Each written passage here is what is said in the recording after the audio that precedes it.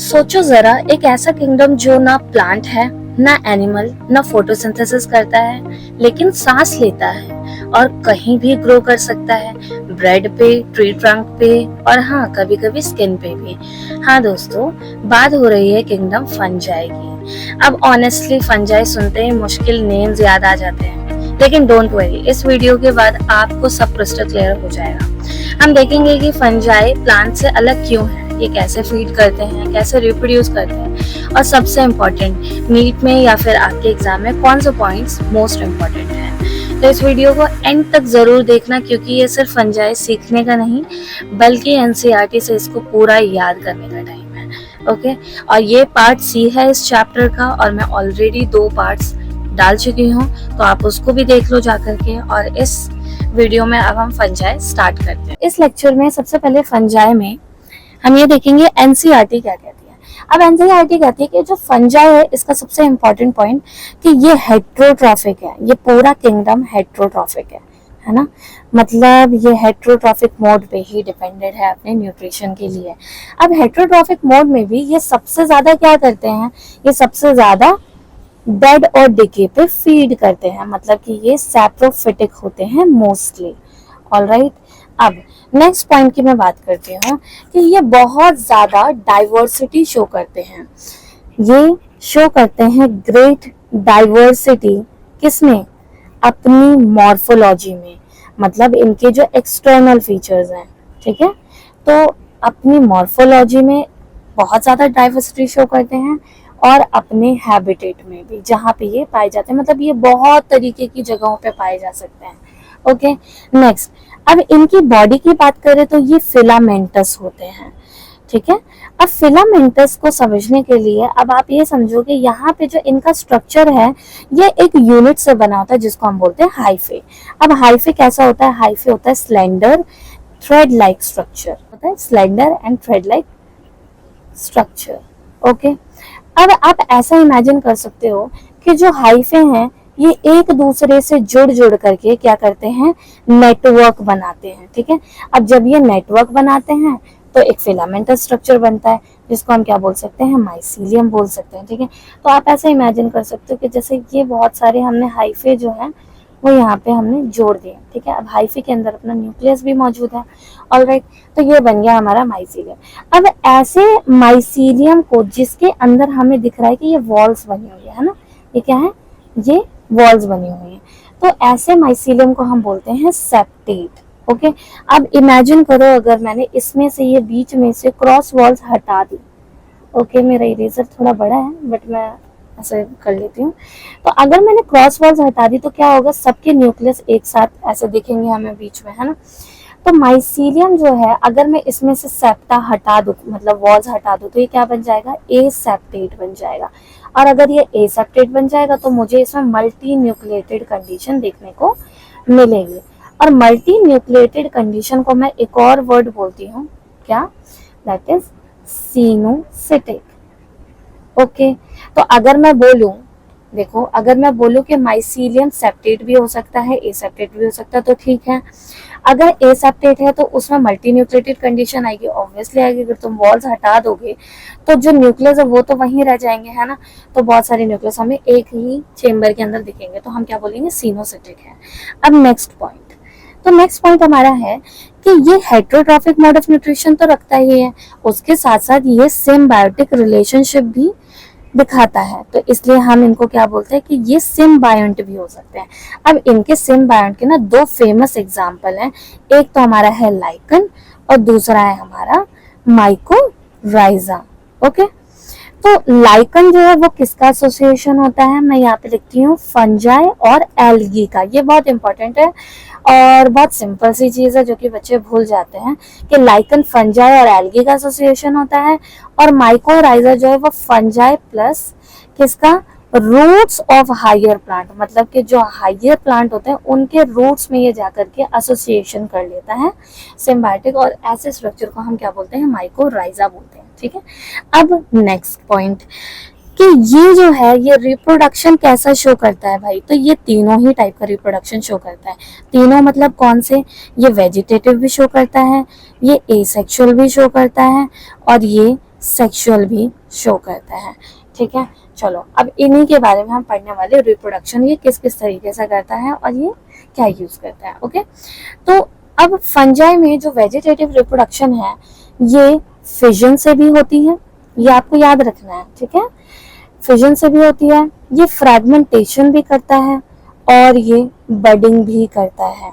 Alright, next, अब sexual और asexual reproduction करने के लिए ये स्पोर्स यूज करता है। ठीक है, तो अब इन स्पोर्स का नाम हमें याद रखना है कि कौन से स्पोर्स एसेक्सुअल है और कौन से सेक्सुअल है। अब एसेक्सुअल स्पोर में सबसे पहला स्पोर आता है हमारा ज़ूस्पोर। ओके, तो ज़ूस्पोर हमारा एसेक्सुअल स्पोर है। नेक्स्ट हमारा कोनिडियोस्पोर हो गया। Okay, conidiospore. Next is sporangiospore. आपको इन स्पोर के नाम सुनते ही समझ में आना चाहिए कि okay these are asexual spore. अब सिमिलरली मैं आपको सेक्सुअल स्पोर के नाम बताती हूँ। अब सबसे पहला नाम मैं लेती हूँ एस्कोस्पोर। अब एस्कोस्पोर जो है ये एस्कोमाइसिटीज में आएगा। ठीक है, फिर बेसिडियोस्पोर जो कि हमारा बेसिडियोमाइसिटीज में आएगा। Next is oospore। ओके, तो ये तीनों हमारे सेक्सुअल स्पोर है और ये तीनों हमारे एसेक्सुअल स्पोर है। ओके, ठीक है, तो अब ये एक और पॉइंट याद रखना है हमें कि ये जो स्पोर्स हैं ये एक स्पेशल टाइप के स्ट्रक्चर में बनते हैं जो कि अलग अलग हो सकते हैं। ठीक है, तो spores are produced in distinct bodies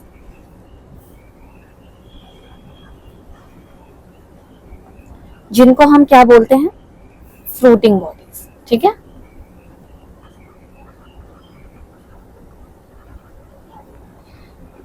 अब फंजाई जब भी सेक्सुअल रिप्रोडक्शन करता है तो ये क्या करता है, सेक्सुअल साइकिल परफॉर्म करता है। ठीक है, अब इस सेक्सुअल साइकिल को समझना इंपॉर्टेंट है। सेक्सुअल साइकिल में क्या होता है कि 3 स्टेप है जो स्टेप वाइज आपको याद रखने हैं। सबसे पहले ये क्या करता है, प्लाज्मोगैमी करता है। ठीक है, अब प्लाज्मोगैमी का मतलब क्या है हम साथ साथ समझते हुए चलते हैं। ठीक है, अब लेट्स से फंजाई जो है वो 2 हाइफे को ले लेता है जो कि हाइफे कैसे हैं, हैप्लॉइड है ना। अब ये क्या करेगा, इनकी सेल वॉल को फ्यूज करवा देगा। अभी न्यूक्लियस फ्यूज नहीं हुआ है बट सेल वॉल फ्यूज हो गया, तो मतलब अंदर का सारा कंटेंट फ्यूज हो गया, मतलब प्रोटोप्लाज्म फ्यूज हो जाता है, तब हम बोलते हैं कि इसने प्लाज्मोगैमी कर ली। ओके, अब इसकी प्लॉइडी क्या हो जाती है, N+N हो जाती है। अब इस N+N को हम डाइकैरियोन स्टेज बोलते हैं। इस डाइकैरियोन स्टेज के बारे में भी एक इम्पॉर्टेंट लाइन है, अभी आगे मैं मेंशन करवाऊंगी। ठीक है, अब इसके आगे समझते हैं कि इसके आगे क्या होता है। अब इसके बाद ये क्या करेगा, इसके न्यूक्लियस को, जो दोनों न्यूक्लियस है वो फ्यूज करवा के एक सिंगल न्यूक्लियस बनवा देगा, मतलब डिप्लॉइड स्ट्रक्चर बन जाता है जिसको हम बोलते हैं जाइगोट। ओके, तो मतलब प्लाज्मोगैमी के बाद इसने क्या किया, इसने कैरियोगैमी किया। ठीक है, अब कैरियोगैमी के बाद जब ये डिप्लॉइड स्ट्रक्चर बन जाता है तो ये इसमें मियोसिस करवाता है और मियोसिस करवा के ये क्या करता है, स्पोर बनवा देता है। ठीक है, तो ये स्पोर्स बन जाते हैं, हैप्लॉइड स्पोर्स। तो ये फाइनली जाइगोट में मियोसिस करवाएगा और मियोसिस करवाने के बाद ये स्पोर्स प्रोड्यूस करता है। ऑलराइट, जिसको हम बोलते हैं, जो कि हैप्लॉइड होते हैं। ओके, तो अब ये जो डाइकैरियोन स्टेज है ये फंजाई की 2 क्लासेस है जिसमें ये हमें देखने को मिलता है, that is the basidiomycetes and ascomycetes. Okay, तो इन दोनों का नाम हमें याद रखना है।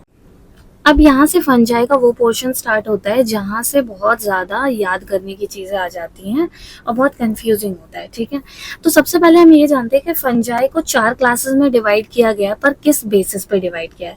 तो एनसीईआरटी में लिखा हुआ है कि fungi on the basis of, अब क्या बेसिस पे डिवाइड किया, सबसे पहला मॉर्फोलॉजी ऑफ माइसीलियम, कि माइसीलियम की मॉर्फोलॉजी क्या है, मतलब वो ब्रांच है या फिर वो ब्रांच नहीं है, सेप्टेट है या फिर एसेप्टेट है।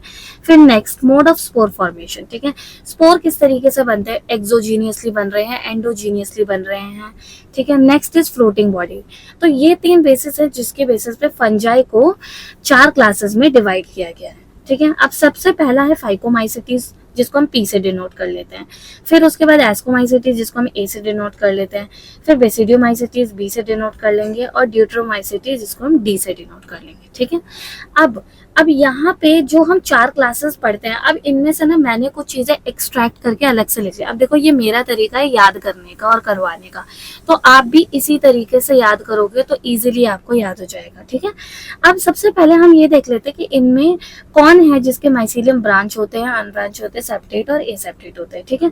तो उसको मैंने सबसे पहले यहाँ पे लिखा है अनब्रांच और एसेप्टेट। अनब्रांच और एसेप्टेट होंगे किसके, हमारे सबसे पहले जो फाइकोमाइसेटीज, ठीक है। तो जो आप फाइकोमाइसेटीज पढ़ते हो इसका, फिर हमारे ब्रांच और सेप्टेट जो हमारे बाकी तीनों बचे, ये तीनों के तीनों हमारे इसमें आ जाएंगे। तो हम तीनों को एक साथ लिख देते हैं BAD, है ना, बेसिडियोमाइसीटी, एस्कोमाइसीटीज और ड्यूट्रोमाइसीटीज। ओके, अब इसके बाद स्पोर जो बनते हैं तो एंडोजीनियसली, मतलब कि जो इनके स्पेशल स्ट्रक्चर होते हैं, अगर स्पोर उनके अंदर से बनते हैं तो हम बोलते हैं एंडोजीनियसली, ठीक है। अब एंडोजीनियसली कौन सा स्पोर बनता है, तो सबसे पहले आपको याद रखना है ज़ूस्पोर। अब ज़ूस्पोर आपको पता है कि ये एक एसेक्सुअल स्पोर है ना, अभी मैंने थोड़ी देर पहले ऊपर पढ़ाया था। फिर एक और स्पोर है जो कि हमारा एंडोजीनियसली बनता है, दैट इज एस्कोस्पोर। अब एस्कोस्पोर हमारा कैसा है, सेक्सुअल स्पोर है, ये भी आपको पता है, एस्कोमाइसेटीज का। अब ये दोनों हमारे एंडोजीनियसली हो गए। अब इसके बाद हमारे एक्सोजीनियसली की बात करते हैं। तो अब एक्सोजीनियसली वो हो जाएंगे जो हमारे जो भी स्पेशल स्ट्रक्चर जिसमें स्पोर बनता है, अगर स्पोर उसके बाहर बन रहा है तो हम बोलते हैं एक्सोजीनियसली, ठीक है। तो सबसे पहला हमारा हो गया कोनिडिया जो कि हमारा एसेक्सुअल स्पोर है, और फिर हमारा हो जाएगा बेसिडियोस्पोर।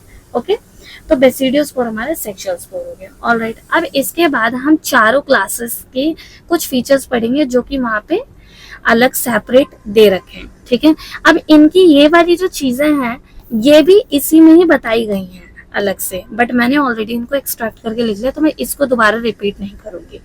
अब फाइकोमाइसेटीज में सबसे पहली चीज याद रखो कि ये ऑब्लिगेट पैरासाइट होते हैं। एनसीईआरटी कहती है कि जो फाइकोमाइसेटीज हैं वो ऑब्लिगेट पैरासाइट होते हैं, किस पे, प्लांट्स पे, ठीक है, ऑन प्लांट्स। अब दूसरा पॉइंट इसका जो इम्पोर्टेंट है वो ये है कि इसमें एक जाइगोस्पोर बनता है। क्या बनता है, जाइगोस्पोर। अच्छा देखो, कोई भी स्पोर जो है जनरली हमने कोई भी स्पोर जो देखा है वो कैसा होता है, हैप्लॉइड होता है ना, पर जाइगोस्पोर हमारा एक ऐसा स्पोर है जो कि गैमीट के फ्यूजन के बाद बन रहा है और जो कि कैसा है, हमारा डिप्लॉइड है। तो अगर मान लो ये आपसे कंफ्यूज करने के लिए भी MCQ में पूछ सकता है ना कि बताओ इनमें से कौन सा स्पोर डिप्लॉइड है, तो उसमें नाम लिख दिए जाएंगे, है ना। इन चारों में से, इन जो हमने ऊपर पढ़े इनमें से किसी के भी नाम हो सकते हैं, और उसके साथ साथ जाइगोस्पोर, तो आपको पता होना चाहिए जाइगोस्पोर हमारा एक डिप्लॉइड स्पोर है, ठीक है। अब नेक्स्ट पॉइंट जो कि इसके बारे में, अब इसका जो हैबिटेट है वो याद रखो। तो ये एक्वाटिक हैबिटेट में पाया जाता है, ठीक है। और दूसरा ये वुड पे पाया जाता है, लकड़ियों पे, है ना, और सॉइल में भी पाया जाता है, सॉइल में भी पाया जाता है, या फिर हमारे ये डैम्प प्लेसेस पे भी पाया जाता है, ठीक है। तो ये इसके बारे में हमें याद रख गया। तो मैं एग्जाम्पल सबके एक साथ लास्ट में ही बताने वाली हूँ। अब नेक्स्ट हम देखते हैं एस्कोमाइसेटीज। तो अब एस्कोमाइसेटीज के लिए सबसे पहली लाइन क्या बोली गई है कि भाई ये तो सारे मोस्टली मल्टी सेल्युलर ही होते हैं, पर इसमें एक एक्सेप्शन भी दे रखा है। मोस्टली कैसे हैं, मल्टी सेल्युलर,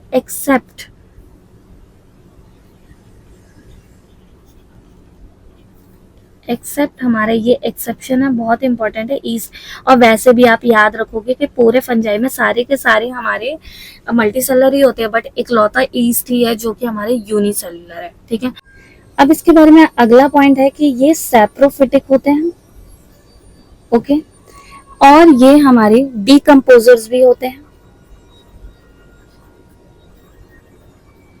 एंड ये कॉप्रोफाइलस होते हैं। कॉप्रोफाइलस मतलब जो काउ डंग पे पाए जाते हैं, ठीक है, कॉप्रोफाइलस।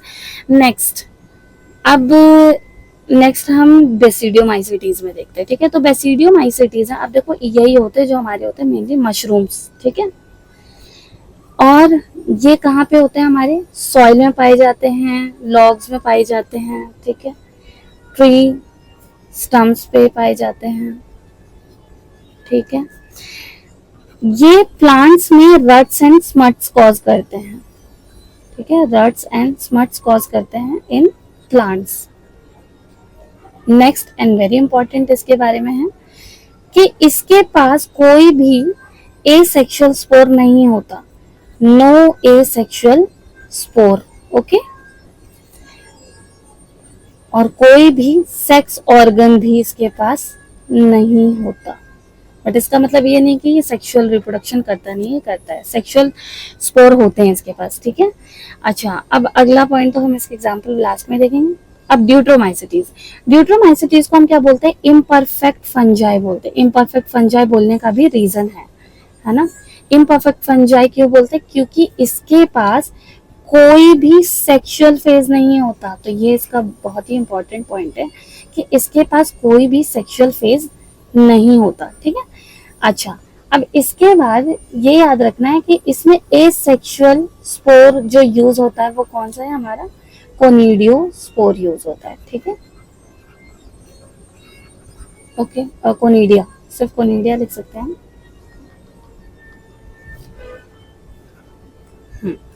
अच्छा, इसके सोल मेंबर्स जो है वो क्या है, हमारे डीकम्पोजर्स है, ठीक है। सोल मेंबर्स आर डीकम्पोजर्स, जो कि हेल्प करते हैं हमारे मिनरल साइक्लिंग में, ओके, जो कि मिनरल साइक्लिंग में हमारी हेल्प करते हैं। अच्छा, अब देखो, अब हम आते हैं इनके एग्जाम्पल पे, बड़े ही इंपॉर्टेंट है इनके एग्जाम्पल। अब देखो, मैंने यहाँ पे थोड़े से ऐसे निमोनिक बनाया है, अगर आपको ये सही लगता है तो आप इस तरीके से याद कर सकते हो, ठीक है।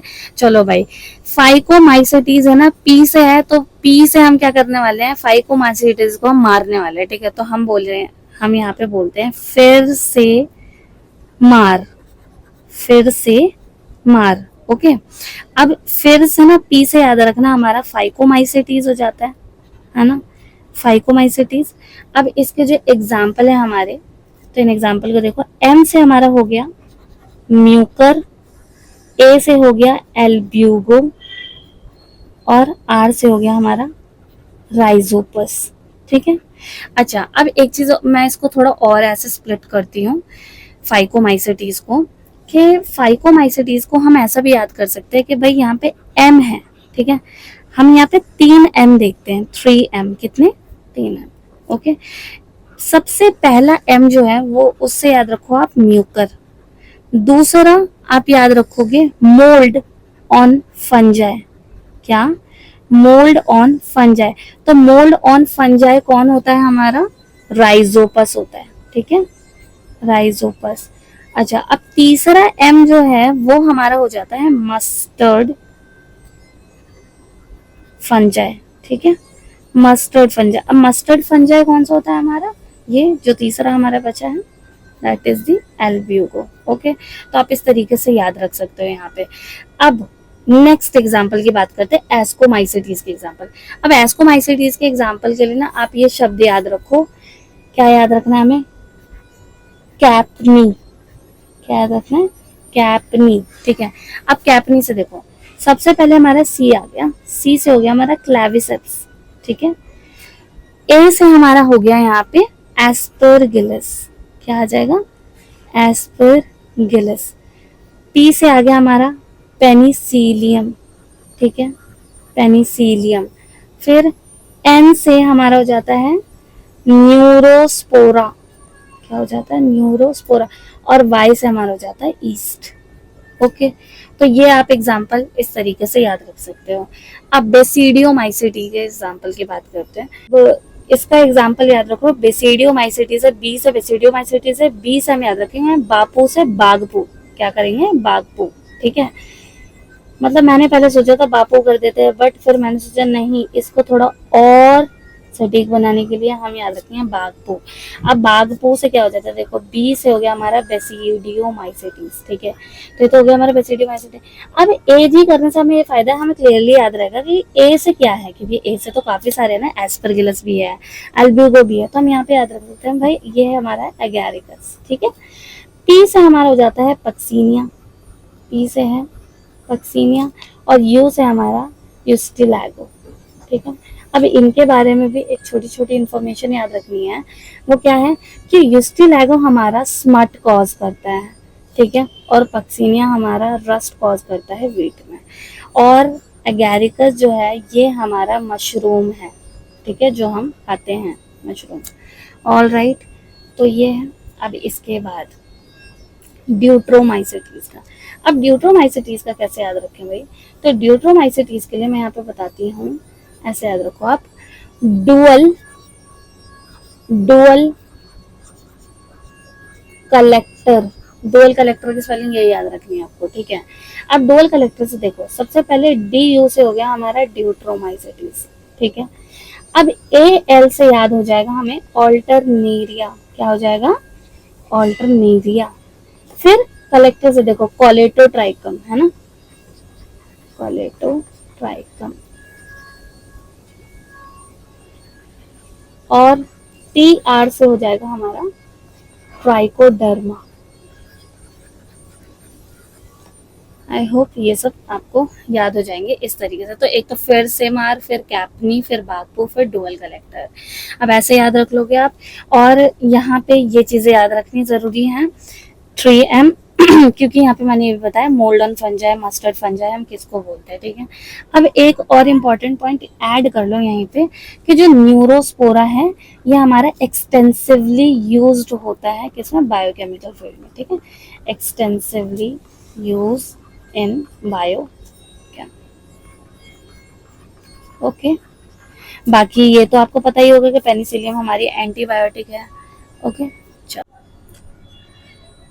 ओके, तो यहाँ पे एक ये छोटी सी मिस्टेक हो गई, इसको प्लीज करेक्ट कर लो। जो यहाँ पे लिखा है मोल्ड ऑन फंजाई, तो ये मोल्ड ऑन फंजाई नहीं, मोल्ड ऑन ब्रेड होता है ना, तो मोल्ड ऑन ब्रेड कर लो इसको। और दूसरी चीज, अब ये भी याद रखो कि एस्कोमाइसिटीज को हम क्या बोलते हैं, सैक फंजाई बोलते हैं, ठीक है। और बेसिडियोमाइसिटीज को हम क्या बोलते हैं, ब्रैकेट फंजाई, या फिर हम इसी को पफ बॉल्स भी बोलते हैं, ठीक है। और बस आप यहाँ पे एक चीज़ और ऐड कर लो कि एस्कोमाइसिटीज में morels and truffles are the edible delicacies, ठीक है। तो फंजाई के ये 3 डायग्राम दिए हुए हैं एनसीईआरटी में, इनके नाम पता होने चाहिए, है ना। सबसे पहला जो डायग्राम दे रखा है वो किसका दिया है, म्यूकर का। दूसरा एग्जाम्पल किसका है, डायग्राम किसका है, एस्परगिलस का, ठीक है। थर्ड डायग्राम जो है वो है एगैरिकस का, जो हमारा मशरूम है, ठीक है। चलो, अब इस क्वेश्चन का जवाब दो फटाफट से। Which of the following is not a member of phycomycetes, comment में मुझे इसका आंसर बताओ। And thank you for watching it.